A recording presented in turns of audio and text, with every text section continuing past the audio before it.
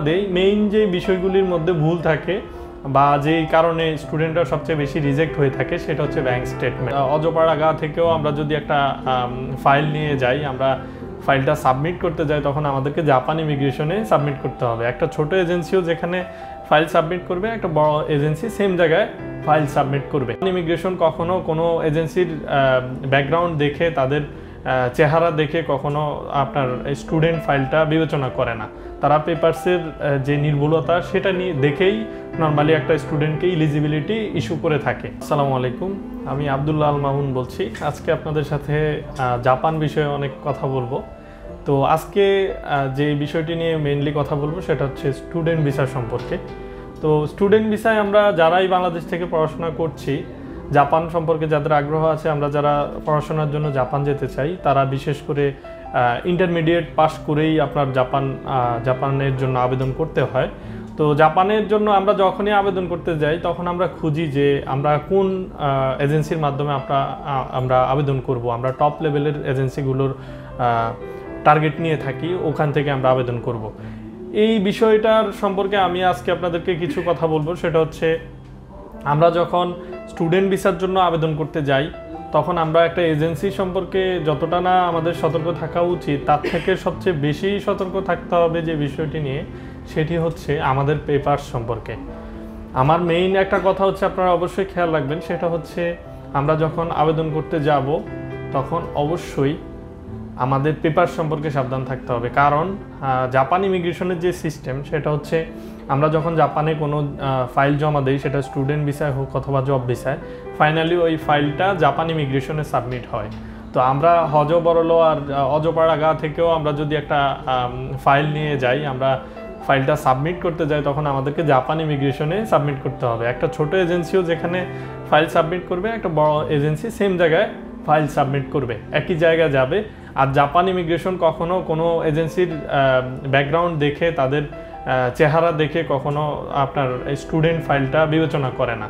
তারা পেপারসের যে নির্ভুলতা সেটা নিয়ে দেখেই নর্মালি একটা স্টুডেন্টকে ইলিজিবিলিটি ইস্যু করে থাকে। তো এজন্য আমরা একটা এজেন্সির দিকে যতটা না মনোযোগী, তার থেকে বেশি আমাদের পেপারসের নির্ভুলতার দিকে আমাদের মনোযোগী হতে হবে। বিশেষ করে আমাদের ব্যাংক স্টেটমেন্টটা, আমরা যখন ল্যাঙ্গুয়েজ শেষ করি, আমরা একটা ভালো রেজাল্ট করে বেরোই, আমরা স্কুল ইন্টারভিউ কৃতকার্য হই, স্কুলে আমরা যখন পাস করি, তখন আমরা ফাইনালি যখন কাগজপত্র সব কিছু জমা দেই, মেইন যে বিষয়গুলির মধ্যে ভুল থাকে বা যেই কারণে স্টুডেন্টরা সবচেয়ে বেশি রিজেক্ট হয়ে থাকে, সেটা হচ্ছে ব্যাংক স্টেটমেন্ট।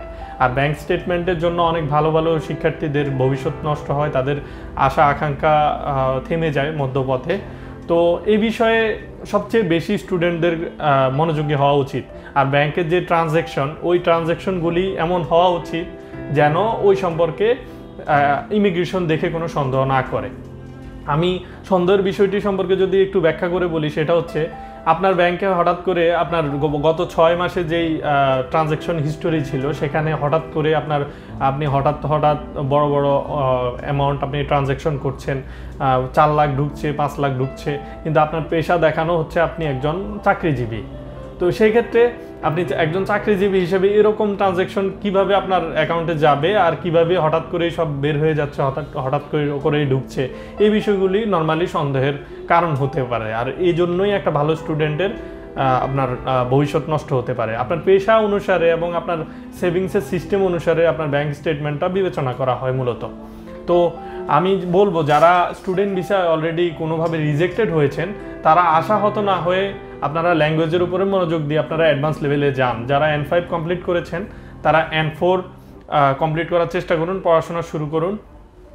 চাইনিজ যেই ইনভেস্টমেন্টগুলো ছিল, চায়নাতে যে ইনভেস্টমেন্ট করেছিল, সেগুলো আস্তে আস্তে মুভ করে বাংলাদেশে আসছে। সুতরাং ল্যাঙ্গুয়েজের কোনো বিকল্প নাই। আর আপনার স্টুডেন্ট ভিসা রিজেক্ট হলে অবশ্যই জব ভিসার যে সুযোগটা, সেটা থাকছে। আর আমাদের কাছ থেকে পরামর্শ অবশ্যই নিতে পারবেন। আমাদের যেই যোগাযোগের যেই নাম্বারগুলো রয়েছে বা সিস্টেম আছে, আমাদের সাথে যোগাযোগ করবেন। আপনাদের জন্য শুভকামনা সবসময় রইল। আর আমাদের সাপোর্ট যখনই প্রয়োজন, অবশ্যই আমাদের সাথে টাচে থাকবেন। ধন্যবাদ, সবাই ভালো থাকবেন।